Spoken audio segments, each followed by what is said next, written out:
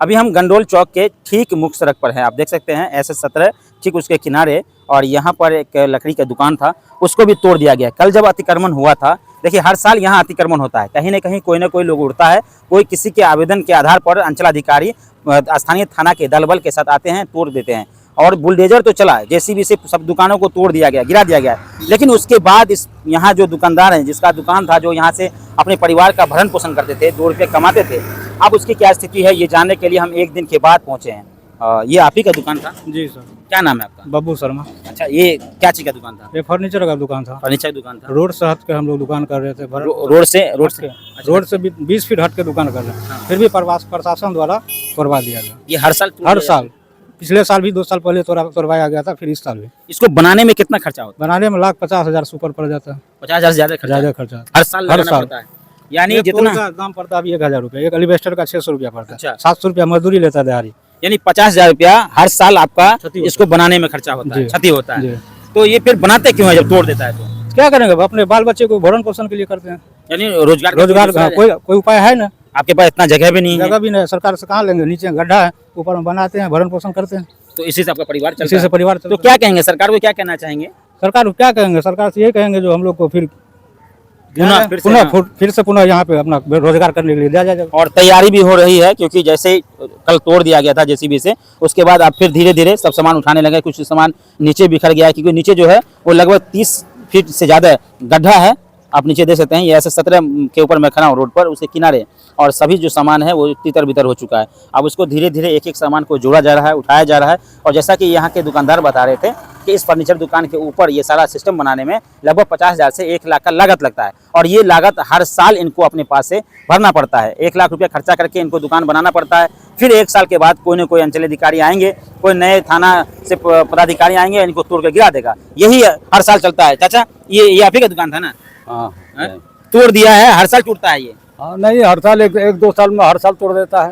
हर साल तोड़ देता है। हाँ, ऐसे तोड़ देता है। 1,50,000 रुपया गरीब आदमी कमाता खाता, बाल बच्चे का के पालन पोषण करता है, उसको बर्बाद कर देता है। सुने थे कि आप कर्जा लेकर के दुकान चला रहे और थे? क्या, कर्जा लेना पड़ता है। अभी बनाएंगे तो कहाँ से लाएंगे? किसी से लेना पड़ेगा। अच्छा, फिर तो उसको कमा कर को धीरे धीरे उसको करके देंगे, साल 6 महीना में उसको हम पेमेंट करेंगे। यानी जितना कमाते हैं साल में इसी में खर्चा हो उसी में खर्चा हो जाता है। इसमें रहता क्या है? कुछ नहीं मिलता। जितना खाना खाता बाल बच्चा वही मिलता है, और क्या मिलता है? देखिए, सरकार का उद्देश्य यह है कि जिस सड़क के किनारे अतिक्रमण होता है उसको अतिक्रमण से मुक्त कराने के लिए सरकार का उद्देश्य यह है कि सरकार चौड़ीकरण हो, लोग अवैध तरीके से कब्जा न करके रखे सरकारी जमीन को, वैसे जमीनों को अतिक्रमण से मुक्त कराया जाता है। लेकिन SS 17 के ठीक किनारे जहाँ मैं खड़ा हूँ, ये मुझे लगता है कि सड़क से 20 फीट अंदर एक जो दुकान था, 30 फीट अंदर दुकान था, 30 फीट अंदर है। 30 फीट अंदर ये दुकान था। और इस दुकान ये अगर यहाँ से देखें तो आगे भी कई दुकान है इसके पीछे, और लगभग सभी दुकानों को तोड़ दिया गया है, अतिक्रमण से मुक्त तो कर दिया गया है।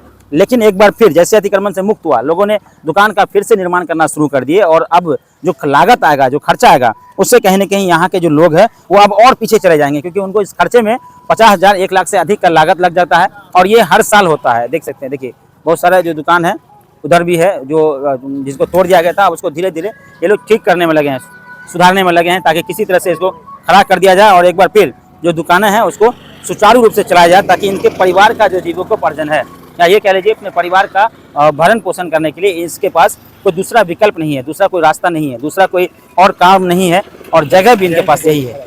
देखिए यही जगह है, और इधर भी देख सकते हैं सब जो है पूरा टूट चुका है, उनको किसी भी तरह से फिर से उठाया जा रहा है, तैयार किया जा रहा है। और शायद यहाँ श्रृंगार की दुकान थी, अब वो भी सब कुछ खत्म हो गया।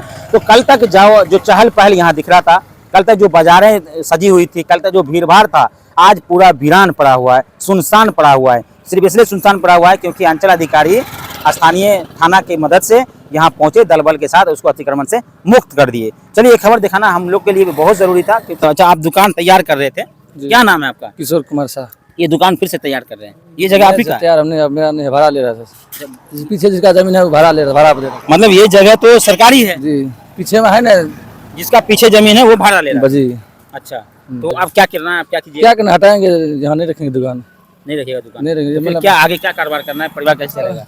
कैसे लेंगे, मतलब घर पे ले जाएंगे, घर पे रखिए, घर पे रखेंगे दुकान। तो मतलब कारोबार तो खत्म हो गया अब आपका? खत्म हो गया। और ऐसे पता नहीं कितने लोग हैं जिनका कारोबार अतिक्रमण की वजह से टूट जाते हैं, टूटने की वजह से खत्म हो जाता है। अब इनको फिर कहीं ना कहीं रोजगार की तलाश करनी होगी, कहीं ना कहीं एक नया स्थान की तलाश होगी और फिर नए तरीके से अपने प्रतिष्ठान का फिर से शुरुआत होगा और नए तरीके से फिर काम करेंगे। चलिए, हमारे साथ जुड़े रहने के लिए बहुत बहुत धन्यवाद। इस वीडियो के अंत तक